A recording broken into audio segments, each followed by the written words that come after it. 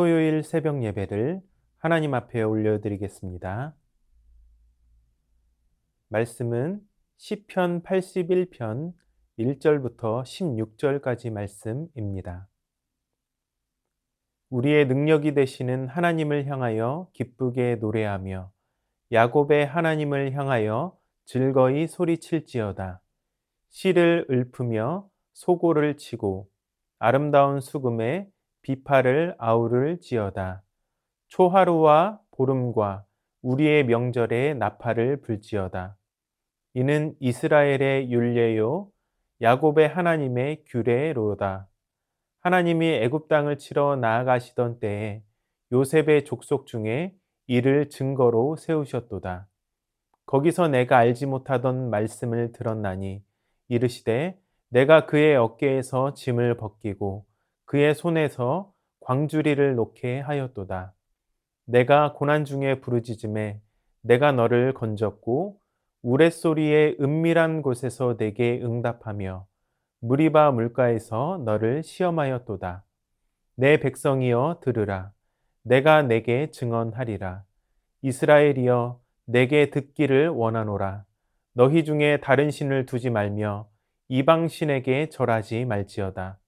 나는 너를 애굽 땅에서 인도하여 낸 여호와 내 하나님이니 내 입을 크게 열라 내가 채우리라 하였으나 내 백성이 내 소리를 듣지 아니하며 이스라엘이 나를 원하지 아니하였도다.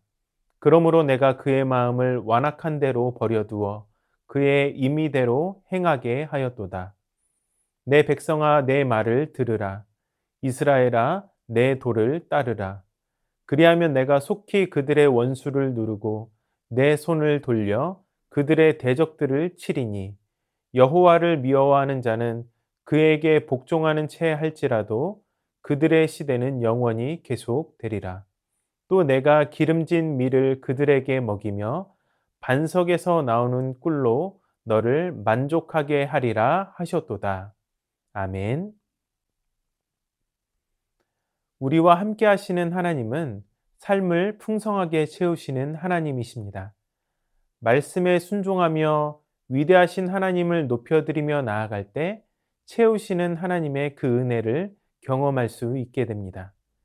입을 넓게 열고 채우시는 하나님의 은혜를 간구하시는 모든 성도님들이 되시기를 주님의 이름으로 축복합니다. 오늘 말씀 3절을 보시면 초하루와 보름과 우리의 명절에 나팔을 불지어다 라고 말씀합니다. 이를 통해 우리는 이 시편이 이스라엘의 절기, 특별히 나팔절과 장막절과 연관이 있다는 사실을 알게 됩니다. 초승달이 뜨는 그달의 첫날에 나팔을 불면서 시작된 나팔절은 그달의 보름에 진행되는 장막절로 이어지게 됩니다. 시인은 나팔절로 시작해서 장막절로 이어지는 가을 절기에 모여서 하나님을 힘껏 찬양하자고 외칩니다. 그렇다면 우리가 기쁨의 축제 때 높여드리는 절기의 때에 높여드리는 하나님은 어떤 분이십니까? 1절을 보면 찬양받기 합당하신 하나님에 대한 두 가지 속성이 나오는데 첫 번째는 능력이 되시는 하나님입니다. 하나님은 능력으로 그의 백성을 구원하시고 보호하시기 때문에 백성의 능력과 소망이 되시는 것입니다. 두 번째로 하나님은 야곱의 하나님이십니다. 야곱의 하나님이라는 명칭은 족장 시대부터 지금까지 백성의 삶에 간섭하신 하나님을 가리킵니다. 이처럼 하나님의 능력과 섭리, 이것은 우리가 하나님을 찬양해야 할 넘치는 이유가 됩니다. 이 세상을 창조하신 그 능력의 손으로 우리를 붙드시고 삶 가운데 선하신 섭리로 함께 하시는 주님이 오늘 우리와 함께 하십니다. 고단한 삶을 살아가는 우리에게 이 사실이 위로가 될 수 있기를 바랍니다. 이러한 절기들은 하나님께서 세우신 율례이며 규례였습니다. 이스라엘의 절기는 하나님께서 함께 하셨던 위대한 역사를 기념합니다.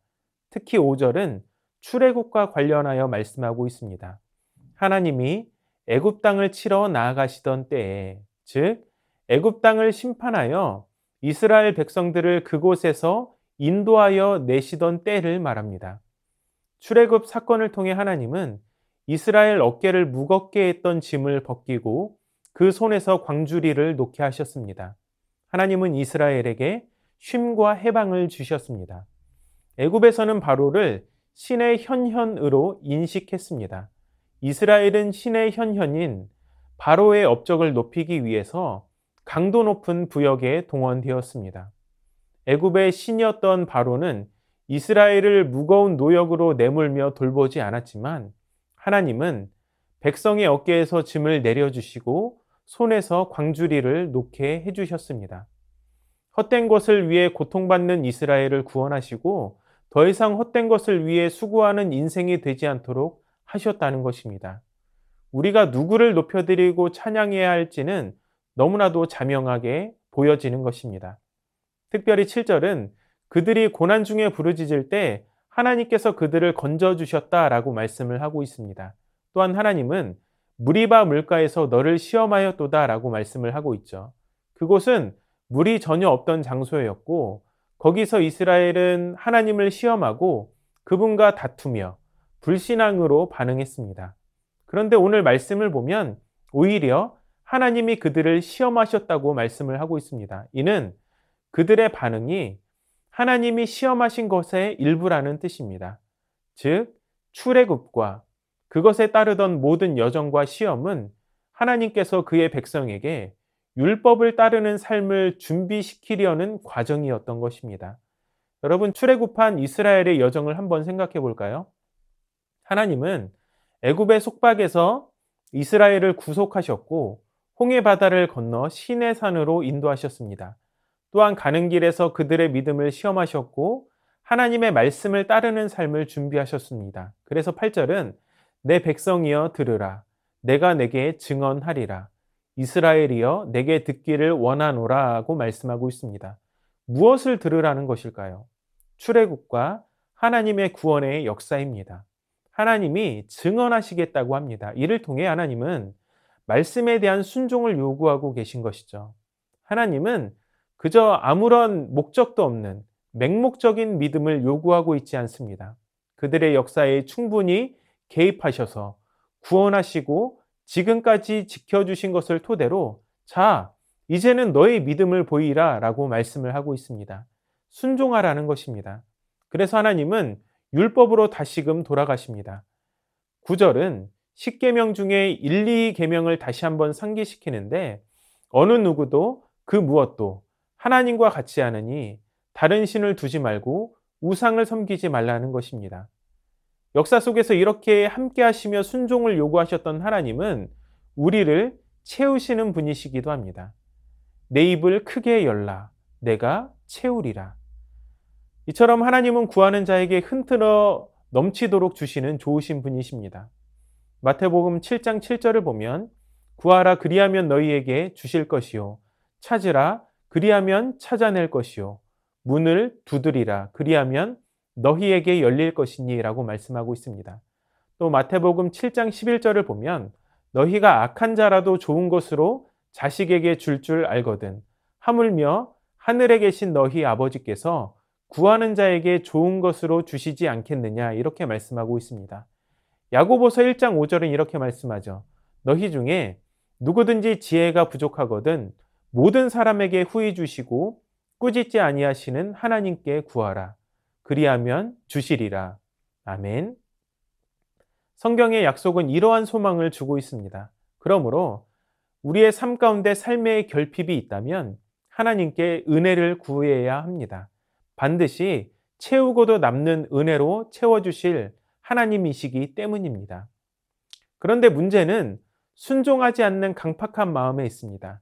하나님께서는 내 입을 넓게 열라 그리하면 채우리라 라고 말씀을 하셨지만 11절을 보면 내 백성이 내 소리를 듣지 아니하며 이스라엘이 나를 원하지 아니하였도다 라고 말씀을 하고 있습니다.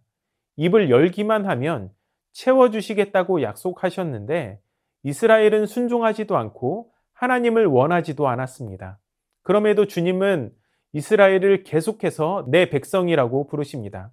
하지만 이스라엘은 하나님의 백성이라는 것을 드러낼 만한 어떠한 액션도 취하지 않고 있습니다.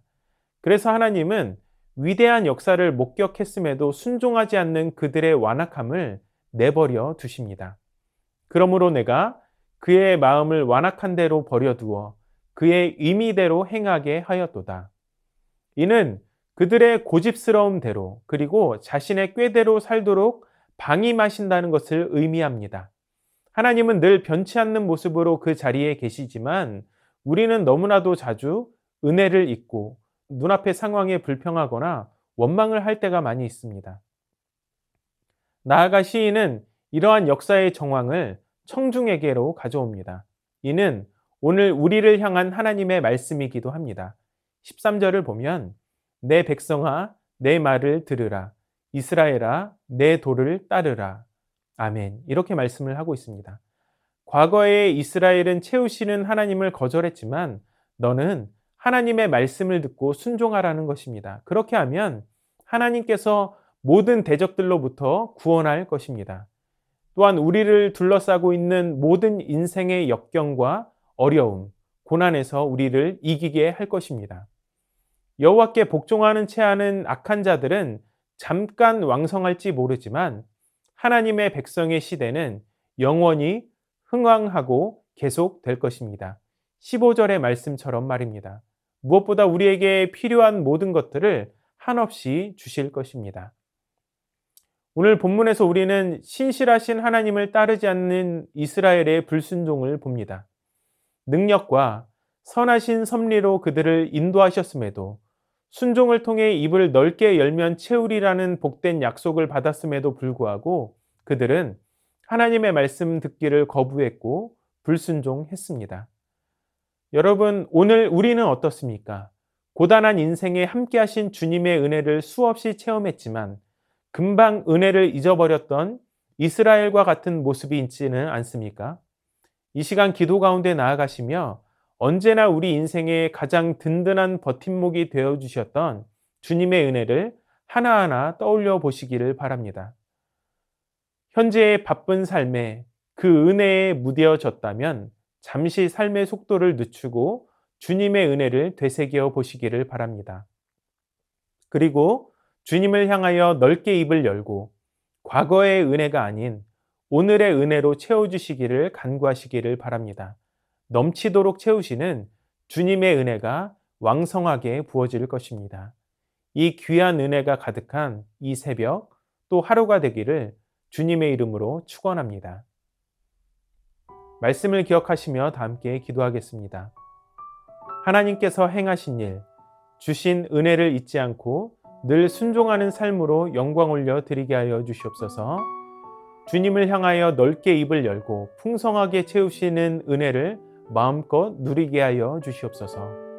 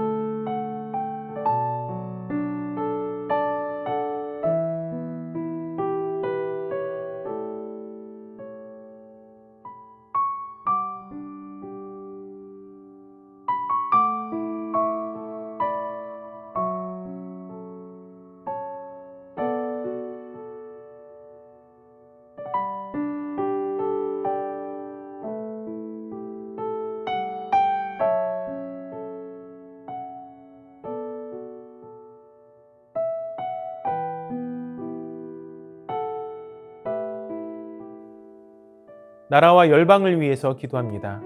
거리두기 해제를 통해 사회 경제의 각 분야가 활력을 얻고 속히 회복될 수 있도록 전쟁과 내전 등으로 고통받고 있는 열방의 국가들 가운데 화해와 평화가 임할 수 있도록 은혜를 주옵소서.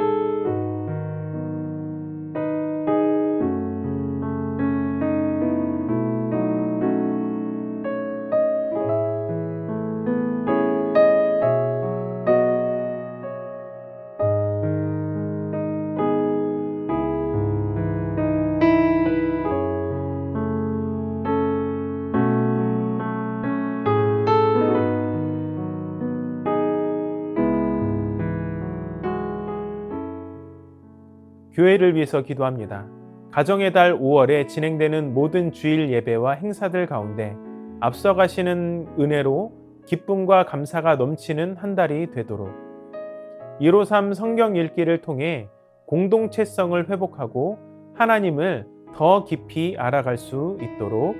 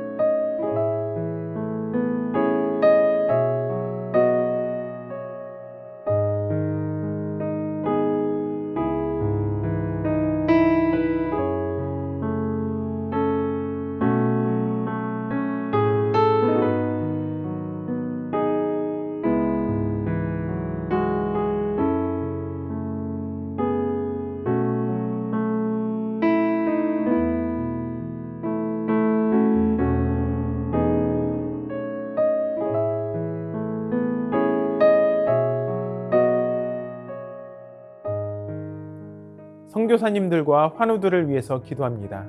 K국, 연미족, 정부웅 선교사님을 위해 기도하겠습니다.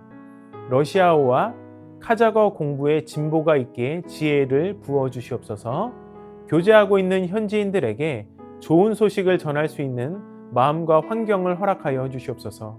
온라인으로 함께 러시아어 성경 말씀을 암송하시는 선생님들에게 성령 충만함을 부어주시옵소서. 환우들을 위해서 기도합니다. 문현자 권사님, 추명우 성도님, 추승민 형제님, 이춘실 집사님, 김인혜 집사님, 최혁기 성도님, 이길태 집사님, 김찬준 집사님, 김영자 권사님, 정순근 권사님, 김봉남 권사님, 김광순 집사님, 박문천 집사님, 정성혜 집사님 어머님, 이 시간 선교사님들과 환우들을 위해서 기도하시고 개인의 기도로 하나님 앞에 나아가도록 하겠습니다.